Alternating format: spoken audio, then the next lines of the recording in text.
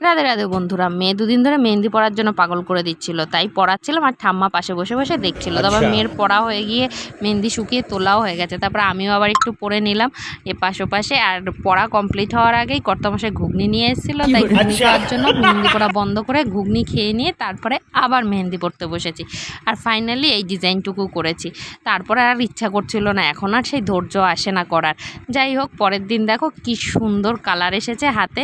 এটা আমার হাতের কালার এসেছে আর আমার মেয়ের হাতের কালারটাও বেশ সুন্দর এসেছে। এই দেখো আমার মেয়ের হাতের কালারটা খুব সুন্দর এসেছে। তারপর দুপুরবেলা শুয়েছিলাম আর মেয়ে তখন বললো, মা চলো তোমার ডান হাতের পিছনে আমি একটু মেহেন্দি করে দিই। আমি যে করো। তো অনেক সময় ধরে কি আঁকি বুকি করলো, ফাইনালি দেখলাম কোনো ডিজাইনই উদ্ধার করতে পারেনি, শুধু আঁকি বুকিই করেছে। তারপর বলছিল, মা আমার হাতের পিছনে একটু পরিয়ে দাও। তা বসে বসে ওর হাতের পিছনেও একটু পরিয়ে দিয়েছি। শুধু একটু গন্ডগোল হয়ে গেছে, আগে পিছনে পরানো উচিত ছিল, পরে সামনের দিকে, কিন্তু প্রথমে সামনে পরিয়েছি বলে মেহেন্দির ডিজাইনটা একটু ঘুরে গেছে। যাই হোক, সেরকম ভালো পারি না, যা পারি তাই করেছি।